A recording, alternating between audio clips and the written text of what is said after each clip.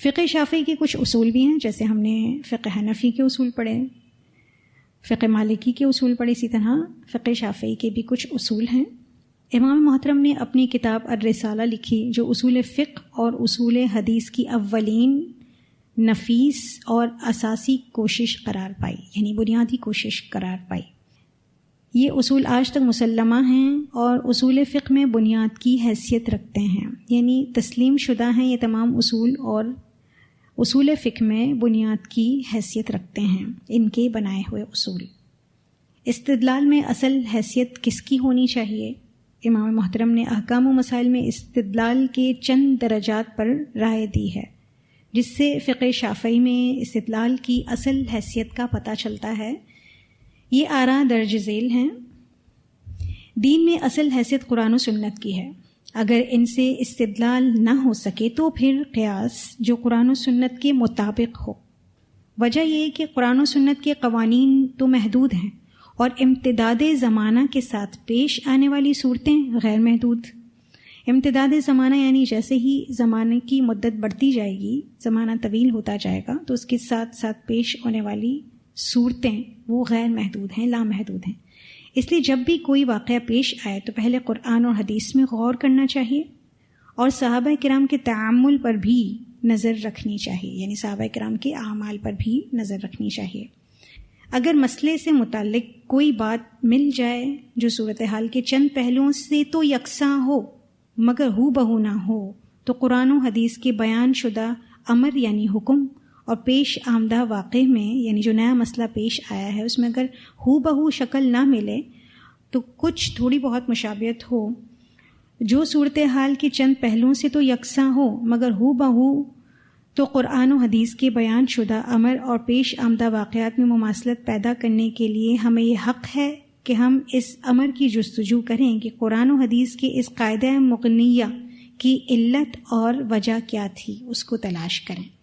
یعنی جس قاعدے کے ذریعے ہم نے مسئلے کو سلجھایا ہے اس کی علت اور وجہ تلاش کریں، اور پھر بھی اس علت کی بنا پر قیاس کے مجاز ہیں، یعنی پھر اس کے مطابق قیاس کر سکتے ہیں، یہ جائز ہے۔ قیاس کے متعلق اس دقیق بات کا نتیجہ یہ نکلا، بڑے ممتاز محدثین امام محترم کی اس رائے سے متفق ہو گئے، یعنی جتنے بھی بڑے بڑے محدثین تھے وہ امام محترم کی اس رائے سے متفق ہو گئے کہ اگر کوئی نیا مسئلہ پیش آتا ہے اور اس کی ہو بہو شکل تو قرآن و حدیث میں نہیں ملتی، لیکن اس سے مشابہ کوئی آیت یا کوئی حدیث یا کوئی واقعہ مل جاتا ہے، تو پھر اس کی علت کو میچ کرنا، پھر اس کے بعد دونوں کا حکم ایک کر دینا، یہ امام محترم نے ہی بتایا تھا، اور اس سے تمام محدثین متفق ہیں۔ نمبر 2، جب حدیث رسول صلی اللہ علیہ وسلم صحیح متصل سند کے ساتھ ثابت ہو جائے تو اس پر عمل لازمی ہوگا، یعنی صحیح حدیث پر عمل کرنا لازمی ہوگا، اور کوفہ و مدینہ کی روایتوں پر اعتماد بھی اسی بنیاد پر کیا جائے گا، ورنہ نہیں۔ یہ نہ کہا جائے کہ مدینہ کی ہے، خواہ ضعیف ہو تب بھی لے لی جائے، عراق کی ہونی چاہیے، ضعیف ہو تب بھی لے لی جائے، بلکہ یہ دیکھنا چاہیے خواہ مدینہ کی ہو، عراق کی ہو، شام کی ہو یا مصر کی ہو، جب حدیث صحیح ہو، متصل سند کے ساتھ ہو تو اس پر عمل کرنا لازمی ہوگا۔ حدیث ہمیشہ اپنے ظاہری معنی پر محمول ہونی چاہیے، جو ظاہری معنی دے رہی ہے حدیث اسی پر مشتمل ہونی چاہیے، اور جب اس میں متعدد معانی کا احتمال ہو، یعنی ایک سے زیادہ تعویلات کی جا سکتی ہوں، تو جو معنی ظاہری معنی کے قریب ہوں وہ لیے جائیں، زیادہ تعویلات نہ کی جائیں، یعنی ظاہری ٹیکسٹ لے لیں وہ کافی ہے، لیکن اگر باریکی میں جانا ہو تو ظاہری معنی سے وہ باریکی نہ ٹکرائے۔ صحابہ اکرام کا اجماع خبر واحد سے بالاتر ہے، اور اجماع صحابہ نہ ہونے پر خبر واحد قابل عمل ہے، یعنی ان کا یہ نقطہ نظر ہے، ان کا یہ اصول ہے کہ صحابہ اکرام کا اجماع خبر واحد سے بالاتر ہے۔ اجماع صحابہ اگر نہ ہو تب خبر واحد قابل عمل ہے۔ حدیث خواہ کسی درجے کی ہو قرآن کی ناسخ نہیں ہو سکتی، یہ بھی ایک ان کا اصول ہے کہ حدیث قرآن کو منسوخ نہیں کر سکتی۔ جب چند احادیث باہم متعارض ہوں، یعنی ایک دوسرے کے خلاف ہوں، ایک حدیث میں ہاں ایک حدیث میں نہ، یا کچھ مختلف الفاظ کے ساتھ مختلف معنی دے رہی ہوں، تو ان میں غور کرنا چاہیے کہ راوی کیسے ہیں، پہلا اصول انہوں نے یہ بتا دیا کہ ایسی احادیث اگر باہم متعارض ہوں، ایک دوسرے کے خلاف ہوں، بظاہر ایسا ہو نہیں سکتا، بظاہر ایسا نظر آتا ہے ہمیں، لیکن اس میں تطبیق کرنے کی ہی یہ اصول بتا رہے ہیں. پہلا قاعدہ کیا بتانا ہے کہ یہ دیکھا جائے کہ راوی کیسے ہیں، یعنی راوی کے درجات دیکھے جائیں. اس کے علاوہ احکام کی ترتیب دیکھی جائے کہ نزولی اعتبار سے کون سا حکم پہلے نازل ہوا، کون سا بعد میں. جیسے ہم شراب کے احکام میں دیکھتے ہیں کہ درجہ بدرجہ حرام ہوئی ہے، تو 4 مراحل میں یا 3 مراحل میں جب یہ حرام ہوئی ہے تو ان مراحل میں ترتیب کا خیال رکھنا ضروری ہے. تو اسی طرح احکام کی ترتیب دیکھی جائے گی اس طرح کی احادیث میں، اور متقدم و متاخر صحابہ کے مقام کا بھی لحاظ ہونا چاہیے. متقدم و متاخر یعنی کون پہلے ایمان لایا، کون بعد میں ایمان لایا، کون مکی ہے، کون مدنی ہے، کون فتح مکہ کے بعد ایمان لایا، سب کو ان کا مقام دینا ضروری ہے. اسی طرح کون انصاری ہیں، کون سابقون الاولون ہیں، سب کو ان کا مقام دیا جائے صحابہ کرام میں سے. جب حدیث مرسل دوسری متصل سند سے مروی نہ ہو، یعنی کوئی ایسی حدیث ہے جو مرسل ہے، مرسل حدیث کہتے ہیں جس میں صحابی ڈراپ ہوتے ہیں، یعنی تابعی بغیر صحابی کا نام لیے ڈائریکٹ اللہ کے رسول صلی اللہ علیہ وسلم سے روایت کرتے ہیں، تو ایسی حدیث کو حدیث مرسل کہا جاتا ہے. جب حدیث مرسل دوسری متصل سند سے مروی نہ ہو، یعنی بہت سی ایسی مرسل احادیث ہیں جس کی متصل سند مل جاتی ہے، جس میں کسی اور جگہ ایسی چین موجود ہوتی ہے جہاں صحابی کے نام کے ساتھ وہ روایت موجود ہوتی ہے، تو ایسی مرسل حدیث کو لے لیا جاتا ہے. تو یہاں یہ بتا رہے ہیں کہ جب حدیث مرسل دوسری متصل سند سے مروی نہ ہو، یعنی ایسی حدیث آئی ہے جو مرسل ہے اور اس کی کوئی متصل سند مل ہی نہیں رہی، یعنی کسی بھی چین میں صحابی کا نام مل ہی نہیں رہا، تو بجز امام سعید بن المسیب کے سبھی ناقابل قبول ہوں گی. یعنی صرف سعید بن المسیب کی ہی مرسل روایات قابل قبول ہوں گی. اگر یہ تابعی، جیسے پچھلی کلاس میں ہم نے پڑھا تھا کہ سعید ابن المسیب بہت بڑے تابعی تھے، بہت بڑے امام تھے اپنے وقت کے، اور ابو ہریرہ کے داماد بھی تھے. امام شافعی نے یہ اپنا اصول بنایا تھا کہ اگر سعید ابن مسیب اگر کوئی مرسل حدیث روایت کرتے ہیں تو صرف ان کی ہی مرسل روایت کو قبول کیا جائے گا. دوسری یا تیسری صدی ہجری کی مرسل امام شافعی کے نزدیک قطعی قابل قبول نہیں، کیونکہ اس کی سند نہیں ہے. یعنی دوسری اور تیسری سند کا کوئی راوی جو کہ تبع تابعی ہوگا یا اس کے بعد کا راوی ہوگا، اگر وہ ڈائریکٹ کہتا ہے قال رسول اللہ، تو اس کی روایت قابل قبول نہیں ہوگی، جبکہ بعض کے نزدیک قابل قبول ہے لیکن امام شافعی کے نزدیک نہیں ہے. ورنہ بغیر سند کی روایات کا ایک سلسلہ چل نکلے گا. ان کا یہ کہنا ہے کہ اگر ایسی روایات بھی قابل قبول ہو جائیں تو پھر تو بغیر سند کی روایت کا ایک سلسلہ چل نکلے گا، اور ہر کوئی جو منہ میں آیا کہہ دے گا. لقال من شاء ما شاء، جس کا جو دل چاہے گا وہ کہہ دے گا. صحیح و متصل حدیث کے مقابلے میں، یعنی ایک طرف صحیح اور متصل حدیث ہے، اس کے مقابلے میں حدیث مرسل یا حدیث موقوف یا منقطع کی حیثیت کچھ بھی نہیں ہے. ایک طرف صحیح حدیث ہے اور دوسری طرف کوئی مرسل حدیث ہے، یعنی جس میں صحابی ڈراپ ہیں، یا موقوف ہے یعنی صحابی کا قول ہے جسے موقوف کہا جاتا ہے، اور منقطع ہے، درمیان میں کہیں سے بھی ٹوٹی ہوئی ہے. ایسی حدیث اگر ملتی ہے صحیح حدیث کے مقابلے میں تو اس کی کوئی حیثیت نہیں. امام شافعی رحمہ اللہ کے دور میں اقوال صحابہ جمع ہو چکے تھے. بعض اقوال صحیح حدیث کے برعکس تھے، اور یہ اقوال فقہی بھی تھے، استدلالی بھی تھے، اور ان کے اپنے اقوال بھی تھے. صحابہ کرام کے جو یہ اقوال ہیں صحیح حدیث کے برعکس تھے بعض اقوال جو ان کے دور میں جمع ہو چکے تھے. اس لیے امام محترم نے یہ طے کیا، یہ اصول انہوں نے بنایا کہ صحیح حدیث کے مقابلے میں اقوال صحابہ کی کوئی وقت نہیں، اگر تو وہ اختلافی ہیں. تو ہر عام حکم میں مستثنیات بھی ہوتے ہیں اور عام قطعی نہیں ہوتا. اس کو سمجھنے کی ضرورت ہے کہ ہر عام حکم میں مستثنیات بھی ہوتے ہیں، یعنی ایکسیپشنز ہوتے ہیں. ایک جنرل حکم اللہ نے دیا ہے، حدیث میں اللہ کے رسول نے بتا دیا ہے، تو اس میں کوئی بھی خاص معنی تو نکل سکتا ہے، یعنی کسی خاص شخص کے متعلق تو اس میں بات آ سکتی ہے، تو ایسا ہو سکتا ہے، یعنی ایک عام حکم میں خاص حکم بھی نکالا جا سکتا ہے، اور عام قطعی نہیں ہوتا۔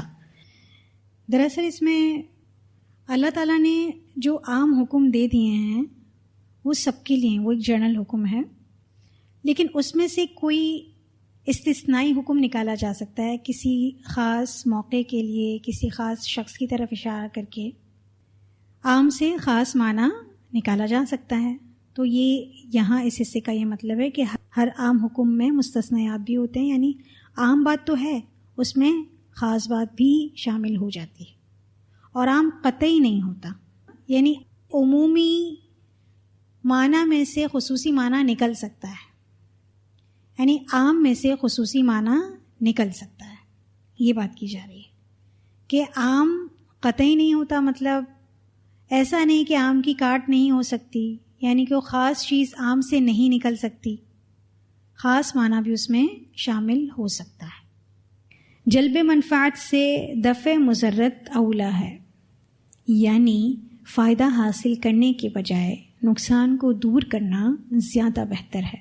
جلب منفعت یعنی فائدہ مند چیز کا حصول، اور دفع مضرت نقصان دہ چیز کو دور کرنا، تو نقصان دہ چیز کو دور کرنا زیادہ بہتر ہے اس چیز سے کہ فائدہ مند چیز حاصل کی جائے، یعنی دونوں میں سے اگر کبھی کسی کو فوقیت دینی پڑے تو اس وقت اس چیز کو اختیار کیا جائے جس سے نقصان دور ہو رہا ہو۔ یعنی اگر کوئی شخص بیمار ہے اور اس کے سامنے کوئی مزیدار کھانا رکھا ہوا ہے جو اس کی صحت کے لیے نقصان دہ ہے، تو کھانا بہرحال فائدہ مند ہے، کھانے کے جو اپنے فائدے ہیں وہ تو اس کھانے میں موجود ہیں، لیکن اس شخص کے لیے یہ زیادہ بہتر ہے کہ وہ اس کھانے کو نہ کھائے، تو نقصان چونکہ اس کھانے سے اس کے لیے ثابت ہو جاتا ہے، اس وجہ سے اس کھانے کو دور کرنا زیادہ ضروری ہے۔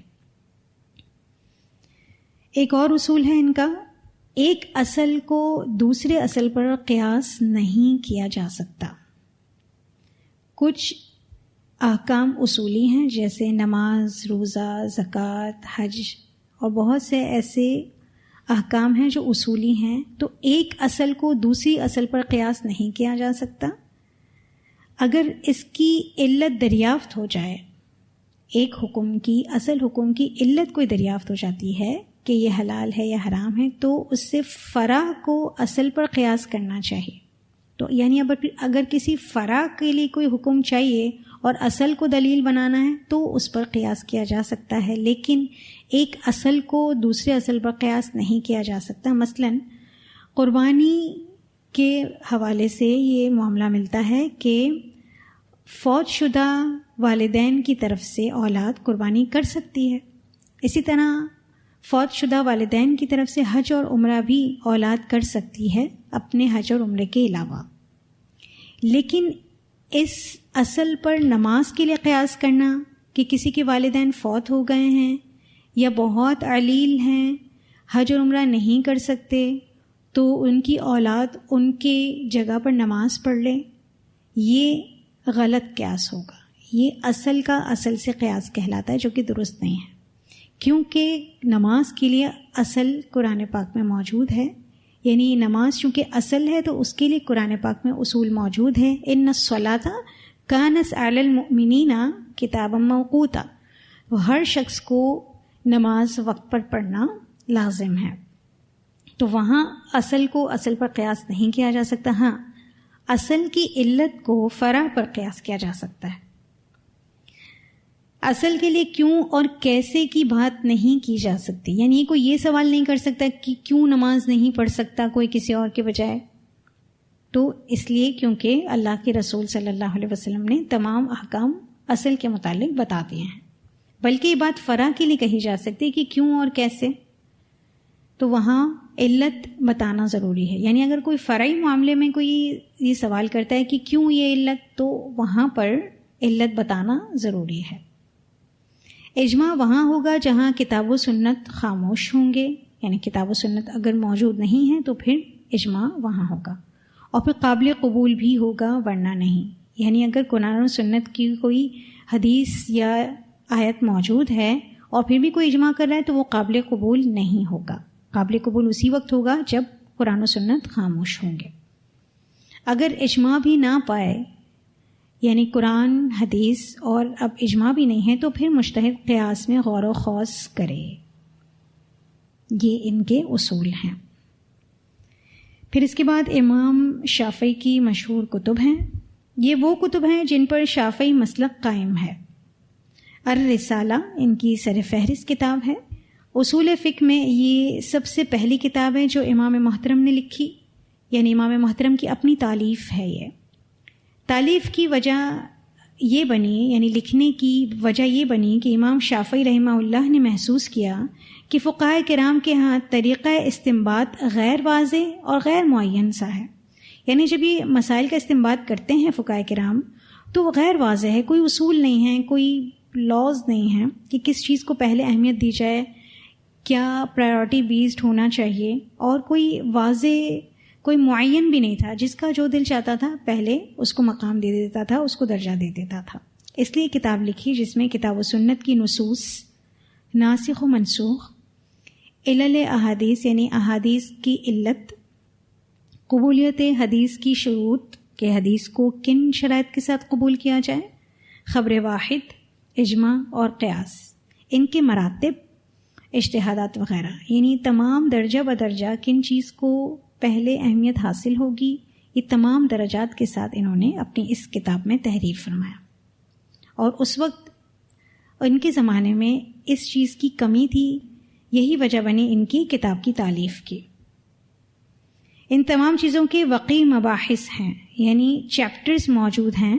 وقی یعنی ویلیویبل اور مباحث چیپٹر. تو ان تمام چیزوں کی جتنی بھی فہرست بتائی گئی کتاب و سنت کی نصوص سے لے کر اجتہاد تک، تو ان سب کے انہوں نے چیپٹرز بنائے ہیں، ویلیویبل چیپٹرز تحریر کیے ہیں. فقہ اسلامی کو انہوں نے ٹھوس اصولوں کی بنیاد دی، یعنی مضبوط اصولوں کی بنیاد پر فقہ کو قائم کیا. فقہ اسلامی کو محض مخصوص فتاوی اور قضایا پر اکتفا نہیں کیا، یعنی مخصوص فتووں پر اور فیصلوں پر اس کو کافی نہیں سمجھا. انہوں نے ٹھوس اصولوں کی بنیاد پر فقہ اسلامی کو رواج دیا. انہوں نے کتاب و سنت یا اخبار احاد کے منکرین سے بحث کرنے کا طریقہ بھی بتایا کہ جو قرآن و سنت یا اخبار احاد کے منکر لوگ ہیں ان سے کیسے بحث کرنی ہے، وہ بھی اس کتاب میں موجود ہے. یہی وہ کتاب ہے جس کی تالیف کے بعد خصوصاً اہل الرائے اور اہل الحدیث کے مابین، یعنی ان دونوں نقطۂ نظر رکھنے والے علماء اور فقہا کے مابین فقہ اصولی مناہج میں مباحثات شروع ہو گئے. ان کی اس کتاب کے بعد اب بحث شروع ہو گئی ان دونوں نقطۂ نظر رکھنے والے حضرات کے درمیان. الرسالہ کی تدوین قرآن و سنت رسول صلی اللہ علیہ وسلم میں وارد مختلف اصولوں کی بنیاد پر ہوئی. یعنی جتنے اصول قرآن و سنت کے مطابق انہوں نے وضع کیے، اس کے مطابق انہوں نے الرسالہ کو تدوین کیا، جس میں تعویلات سے گریز کیا، یعنی کوئی کسی بھی قسم کی تعویل نہیں پائی جاتی. یہ اصول جہاں حدیث کی حفاظت کے لیے تھے وہاں فقہ اسلامی کے لیے بھی تھے. اسی لیے کتاب اصول حدیث اور اصول فقہ دونوں پر مبنی ہے. اس کے مقبول عام ہونے کے بعد علماء نے اسے بنیاد بنا کر اصول فقہ کی تالیف پر جب طبع آزمائی کی، یعنی اس پر جب پریکٹس کی، تو شوافع کہتے ہیں جو فقہ شافعی سے تعلق رکھتے ہیں، حنابلہ یعنی جو فقہ حنبلی امام احمد بن حنبل کی فقہ سے تعلق رکھتے ہیں، اور احناف یعنی حنفی حضرات نے اپنے مخصوص سوچ اور تاثیر کے تحت امام شافعی ہی کی طرز پر تشریح، توضیح اور تفصیل کی، جس میں کچھ اضافے بھی کیے. یعنی جب اس کتاب کو شہرت حاصل ہوئی تو دیگر مکاتب فکر رکھنے والے فقہا اور علماء نے بھی اپنی اپنی فقہ کو ترویج دینے کے لیے کتابیں لکھی. اس طرح ان مذاہب میں واضح طور پر اپنے اپنے اصول بنے. اسی وجہ سے تمام جتنے بھی مسالک ہیں ان کے اصول بنے. جن سے فقہ اور اصول فقہ منقسم ہو گئے، تقسیم ہو گئے. اصول فقہ مزید اور تقسیم ہو گئے، کسی نے کوئی اصول لے لیا، کسی نے کوئی اصول لے لیا، کسی نے نیا اصول بنا لیا، اور اس طرح کتابیں مختلف فقہ کی اور اصول فقہ کی سامنے آئیں.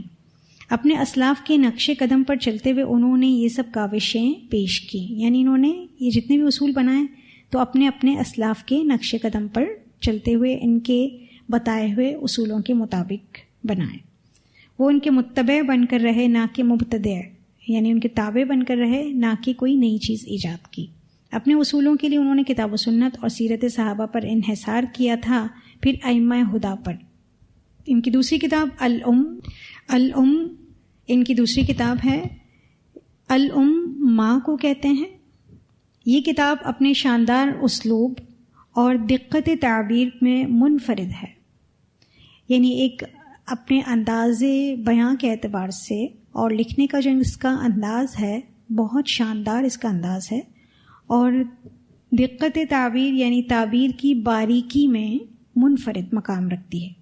علمی مناظراتی انداز ہے، یعنی ڈیبیٹ سٹائل ہے اس میں، جو تفہیم مسائل میں خاصا مؤثر ہے.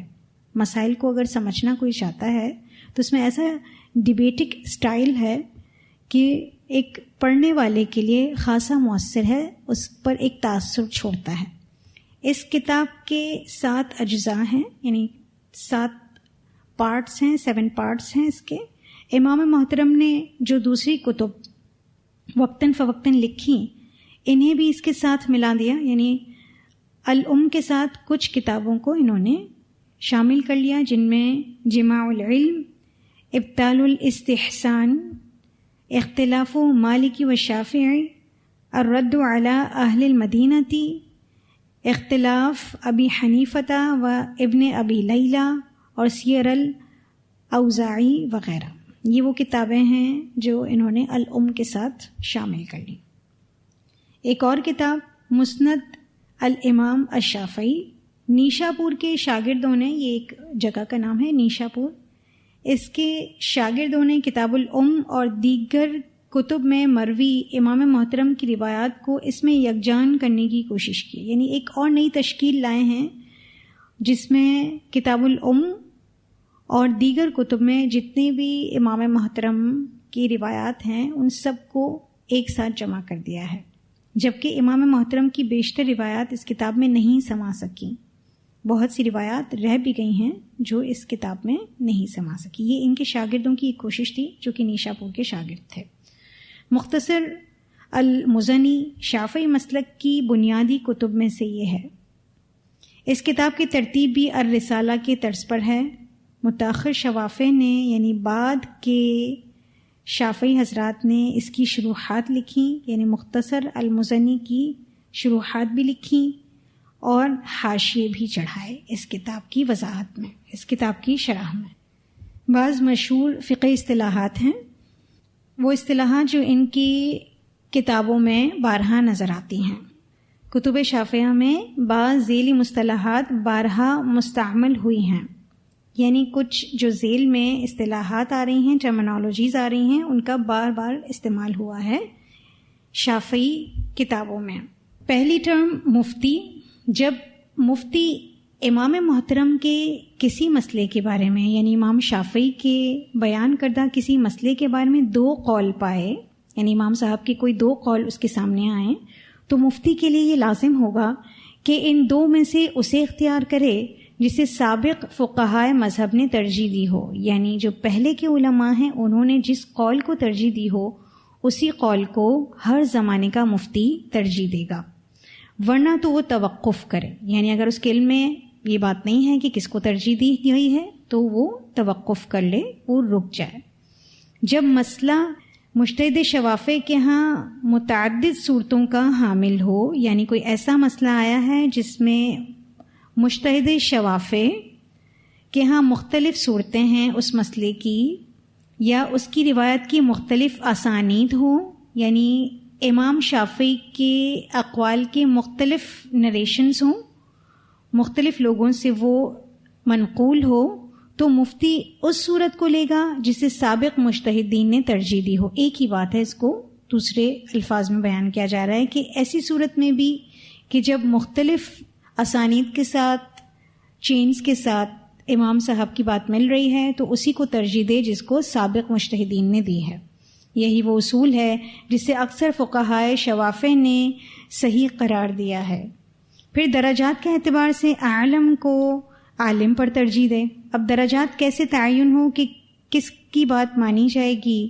تو عالم کو عالم پر ترجیح دی جائے. عالم یعنی سب سے زیادہ جاننے والا اور عالم جاننے والا. اور پھر اورع کو ورع پر. اورع سب سے زیادہ خوف رکھنے والا. تو کس کو ترجیح دی جائے، درجات کیا ہوں گے، یہ یہاں بتایا جا رہا ہے کہ عالم پہلے درجے پر اور پھر اورع دوسرے درجے پر. اگر مفتی ترجیح کی کوئی شکل نہ پائے تو اس رائے یا فتوے کو مقدم رکھے گا جسے امام بویتی، ربیع المرادی اور المزنی نے امام شافعی سے روایت کیا ہے. یعنی اگر مفتی کو کوئی ترجیحی شکل نظر نہیں آتی ہے تو اس وقت وہ اس فتوے یا رائے کو مقدم رکھے گا جو ان حضرات سے روایت کردہ ہوں گے، جن میں بویتی ہیں، امام بویتی، ربیع المرادی اور المزنی ہیں. دوسری اصطلاح الازہر. امام شافعی کے دو یا دو سے زیادہ اقوال میں اختلاف کی صورت میں کون سا قول زیادہ قوی ہے؟ جس قول کو زیادہ قوت حاصل ہے وہ قول الازہر کہلاتا ہے. تو قوی قول لیٹسٹ ہوگا، جو لیٹسٹ قول ہوگا وہی قوی ہوگا اور اس کو الازہر کہا جائے گا. ایک اور ٹرم ہے المشہور. امام شافعی کے اقوال میں جو مشہور ہو ان اقوال میں اختلاف نمایاں نہیں ہوتا. مشہور کا مقابل اپنے ضعف کی وجہ سے غریب کہلاتا ہے. یعنی اگر تو کوئی مقابل ہوگا تو اسے غریب کہا جائے گا. الاصح دو یا دو سے زیادہ صورتوں میں صحیح ترین قول. اگر دو یا دو سے زیادہ صورتیں ہو گئی ہیں تو اس میں صحیح ترین جو قول ہوگا اسے اصح کہا جائے گا. یہ اقوال وہ ہوتے ہیں جنہیں شوافع امام شافعی کے بنائے ہوئے اصول کی بنا پر ان کے کلام سے نکالتے ہیں یا پھر ان کے قواعد سے استنباط کرتے ہیں. یہ ڈائریکٹ قول نہیں ہوتا ہے، اس کو امام شافعی کے بنائے ہوئے اصولوں کی بنا پر ان کے کلام سے نکالا جاتا ہے یا ان کے قواعد سے استنباط کیا جاتا ہے اور اس کا مقابل صحیح کہلاتا ہے. یعنی الاصح ایک طرف ہے اور اس کا مقابل جو ہوگا وہ صحیح ہوگا. پھر الصحیح دو یا دو سے زیادہ صورتوں میں کون سی صحیح صورت ہے وہ صحیح کہلائے گا اور اس کے مقابل میں ضعیف ہوتا ہے.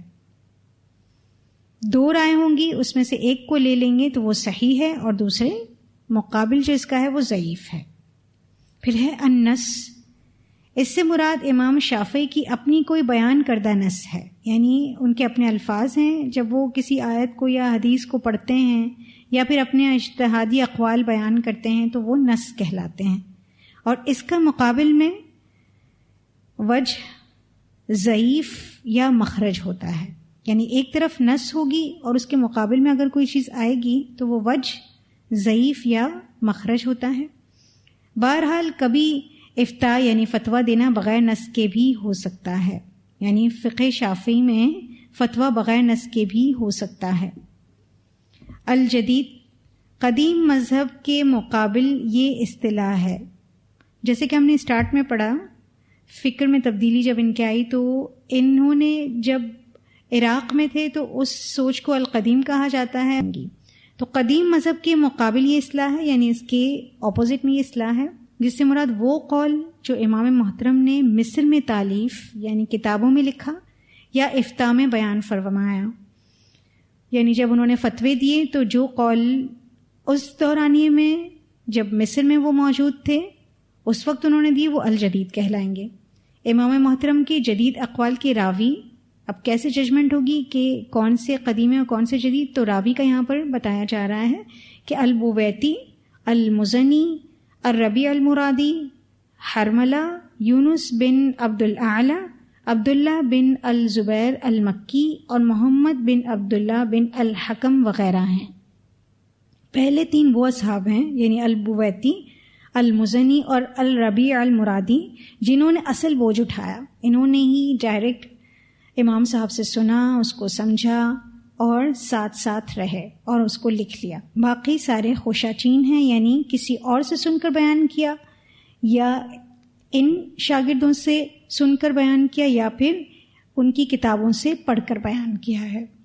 ان تینوں افراد کے بعد بھی جنہوں نے بیان کیا ہے جو اس فہرست میں آتے ہیں، ان کے بھی بیان کردہ اقوال الجدید میں ہی شمار ہوں گے. ایک اور ٹرم ہے القدیم. یہ وہ اقوال ہیں جو امام محترم نے عراق میں اپنی کتاب الحجت کو تصنیف کرنے کے دوران لکھے یا وہیں کوئی فتویٰ دیا. جب وہ عراق میں موجود تھے تو اس وقت انہوں نے جو کتاب لکھی الحجت، اس میں موجود جو بھی مسائل ہیں یا جو بھی انہوں نے تصنیف کی وہ تمام القدیم کہلائیں گے. قدیم اقوال کے روات یعنی راویوں میں مشہور شاگرد امام احمد بن حنبل رحمہ اللہ، الزعفرانی، الکرابیسی اور ابو ثور وغیرہ ہیں. امام شافعی نے ان تمام قدیم اقوال سے رجوع کر لیا تھا. یہ بہت اہم ترین بات ہے کہ انہوں نے جتنے بھی قدیم اقوال لکھے عراق میں تو ان تمام اقوال سے انہوں نے رجوع کر لیا تھا، اس لیے ان کے مطابق فتویٰ دینا جائز نہ ہوگا شوافع کے نزدیک. بعض شوافع نے امام شافعی کے قدیم قول کے مطابق 17 مسائل میں فتویٰ دیا ہے. رہے وہ اقوال جو مصر اور عراق کے درمیان انہوں نے ارشاد فرمائے، یعنی سفر کے دوران فرمائے یا پھر آخری دور جب عراق میں موجود تھے تو اس وقت انہوں نے فرمائے، تو ان میں متاخر قول جدید شمار ہوگا، یعنی جو سب سے لیٹسٹ قول ہوگا، جو بعد کا قول ہوگا وہ جدید شمار ہوگا، اور متقدم قول قدیم شمار ہوگا. جو پرانا قول ہوگا، جو پہلے کا قول ہوگا وہ قدیم شمار ہوگا. تو جب یہ جدید کی بات آئے گی تو یہ الجدید میں چلا جائے گا، اور قدیم کی بات آئے گی تو یہ القدیم میں چلا جائے گا، جو پچھلی ٹرمز ہم نے پڑھی ہیں. اور اگر کسی مسئلے میں قدیم و جدید دونوں پائے جائیں تو جدید معمول بھی ہوگا، یعنی قابل عمل جدید ہی ہوگا، سوائے 17 مسائل کے جو امام شافعی نے قدیم قول کے مطابق دیے. کچھ ایسے مسائل تھے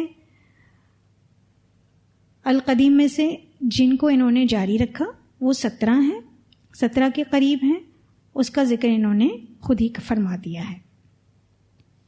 قول الجدید یہ دراصل قولانی تھا، لیکن اضافت کی وجہ سے نون ڈراپ ہو گیا ہے، تو اس سے مراد 2 جدید قول ہیں. یہ قول نہیں ہے، قولا ہے بیسیکلی، اور الجدید تو ملانے کی صورت میں یہ قولانی تھا اور قول الجدید اس کو پڑھا جائے گا. تو لام کے ساتھ جو الف لکھا ہوا ہے یہ بتا رہا ہے کہ یہ تثنیہ کا صیغہ ہے، اس وجہ سے اس سے مراد 2 جدید قول ہیں. اب 2 قول ایسے ہیں جو جدید ہیں. مفتی ان اقوال میں آخری قول کے مطابق فتویٰ دے گا، یعنی ان کے مصر میں ہی شائع کردہ 2 اقوال ہیں، ایک نفی ہے اور ایک اثبات ہے، یعنی ایک میں ہاں ہے اور ایک میں نہ ہے. تو اب مفتی کیا کریں؟ اس میں بھی پھر اب جو لیٹسٹ ہوگا، ان دونوں میں سے بھی جو موسٹ لیٹسٹ ہوگا اس کو لیا جائے گا، بشرط یہ کہ اسے علم ہو. اور اگر اسے علم نہیں مگر امام شافعی نے ان دونوں میں سے ایک پر عمل کیا ہے، اب اسے علم نہیں ہے لیکن اس کو یہ پتا ہے کہ امام صاحب کا عمل کیا تھا، تو یہی عمل دوسرے کے ابطال یعنی دوسرے قول کو باطل کرنے کے لیے کافی ہوگا، یا ترجیح عملی قول کو دی جائے گی. یعنی اگر 2 اقوال ملتے ہیں، دونوں ہی لیٹسٹ ہیں، اس میں سے ایک پر امام صاحب عمل کر رہے ہیں اور ایک پر نہیں کر رہے ہیں، تو پھر ترجیح عملی قول کو دی جائے گی. الشیخان یہ بھی ایک ٹرم ہے، اس سے مراد امام رافعی اور امام نووی رحمہ اللہ دونوں مراد لیے جاتے ہیں. ایک اور ٹرم ہے اختلافی اصطلاحات. فقہ شافعی میں اختلافات یا اختلاف 3 قسم کے ہیں. الاقوال جو امام شافعی کی طرف منسوب ہیں وہ الاقوال کہلاتے ہیں. الاوجہ یہ وہ آراء ہیں، یہ وہ رائے ہیں جنہیں فقہائے شافعیہ نے امام شافعی کے اصول اور قواعد کی روشنی میں مستنبط کیا ہے. یہ ان کے ڈائریکٹ قول نہیں ہے، یہ وہ آراء ہیں جو فقہائے شافعیہ نے امام شافعی کے اصول اور قواعد کی روشنی میں اخذ کیے ہیں. ایک اور چیز ہے طرق. مذہب کے بیان میں راویوں کا اختلاف مراد ہے، یعنی بیان کرتے ہیں تو راوی اختلاف کرتے ہیں کوئی راوی کوئی قول بیان کرتا ہے، کوئی رائے بیان کرتا ہے، تو اس میں جب اختلاف آ جاتا ہے تو مختلف طرق ہو جاتے ہیں، تو راویوں کا اختلاف اس سے مراد ہے۔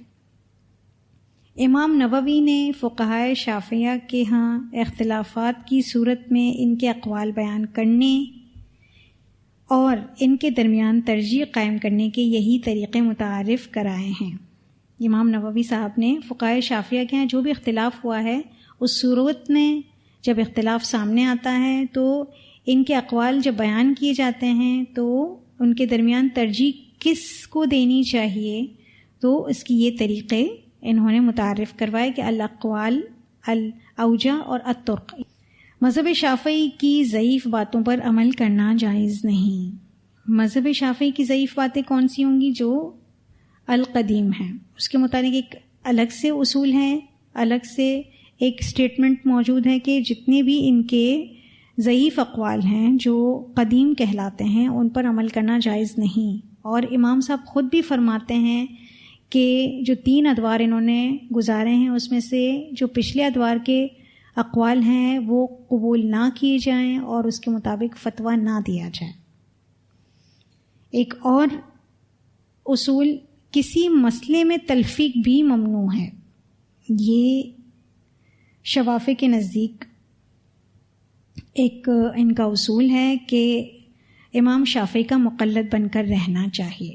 حالانکہ اس بات کی کبھی بھی تاکید امام شافعی رحمہ اللہ نے نہیں کی کہ ان کا مقلد بن کر رہا جائے یا ان کے مسلک کو ہی ترویج دی جائے، بلکہ ان کا منہج تو یہ تھا کہ جو بھی صحیح حدیث ملتی ہے، قرآن کے بعد جو بھی صحیح حدیث ملتی ہے، چاہے وہ کسی بھی علاقے کی، اس کو لیا جائے۔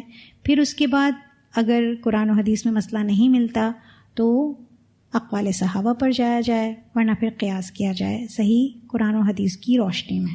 لیکن شوافی کے نزدیک کسی مسئلے میں بھی تلفیق ممنوع ہے۔ حالانکہ ہم نے فقہ حنفی میں تلفیق پڑھی تھی، امام صاحب کے نزدیک کسی بھی مسئلے میں تلفیق کرنا جائز ہے، جبکہ احناف خود منع کرتے ہیں، احناف کے فقہا کہ تلفیق نہیں کرنی چاہیے، لیکن بہرحال امام صاحب کے نزدیک یہ جائز ہے۔